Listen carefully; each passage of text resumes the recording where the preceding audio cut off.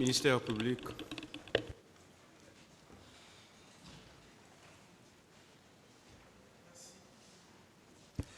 Merci, Monsieur le Président. Les dispositions des articles 488 du Code de procédure pénale invoquées par la défense en l'espèce ne tient pas. L'article dispose ceci. Lorsqu'elle est faite avant l'audience, nous sommes à l'audience, ça ne tient pas. La déclaration de partie civile doit préciser l'infraction poursuivie et contenir élection de domicile dans le ressort du tribunal saisi, à moins que la partie civile n'y soit domiciliée. Ça, c'est avant l'audience.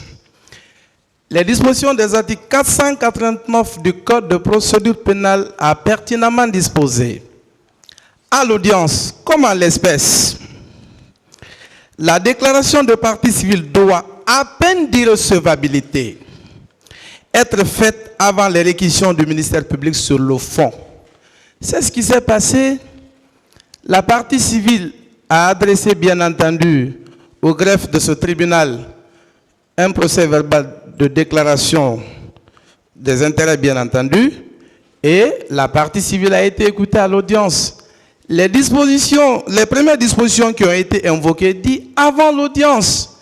Les dispositions des articles 489 disent à l'audience, à peine d'irrecevabilité avant les réquisitions du ministère public. Je pense qu'à présent, ne sont pas les réquisitions du ministère public, bien entendu, n'ont pas encore été données devant ce tribunal. Sur ce, Monsieur le Président, le ministère public requiert qu'il vous plaise d'en donner acte à la partie civile pour qu'on continue sur le débat, puisque nous sommes à l'audience. Je vous remercie.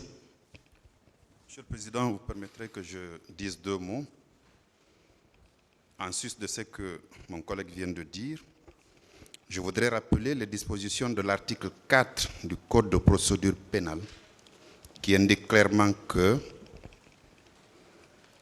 l'action civile est celle qui est ouverte à une personne lésée par une infraction pénale.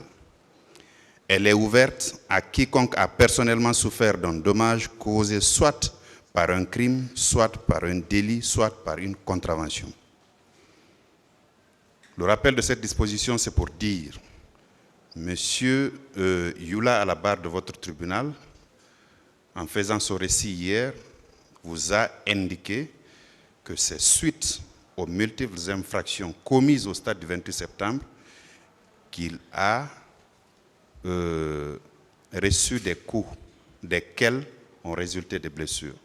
Donc c'est visiblement en lien avec les infractions poursuivies qui vient à la barre de votre tribunal pour se constituer partie civile. Mieux, la disposition que le Conseil a visée, l'article 488 donc,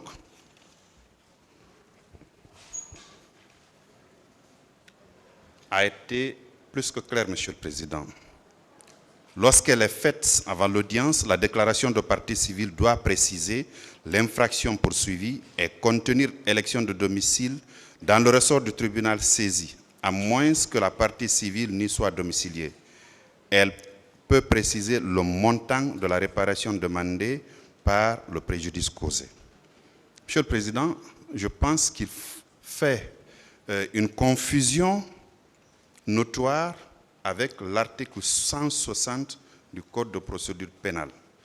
La loi pénale étant d'interprétation stricte, Monsieur le Président, ici, il n'y a aucune conséquence que le législateur a voulu tirer du fait que si la partie civile ne fait pas élection de domicile, quelle est la conséquence que votre juridiction doit en tirer? Rien n'a été indiqué qu'on n'aille pas, puisque la loi ne l'a pas précisé, qu'on n'aille pas rechercher quelque chose dans une doctrine qui n'est pas applicable en la matière, Monsieur le Président. Je parlais de l'article 160 du Code de procédure pénale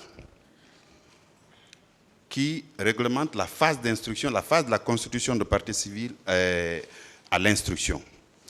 Toute partie civile qui ne demeure pas au siège de la juridiction où se fait l'instruction est tenue d'y élire domicile.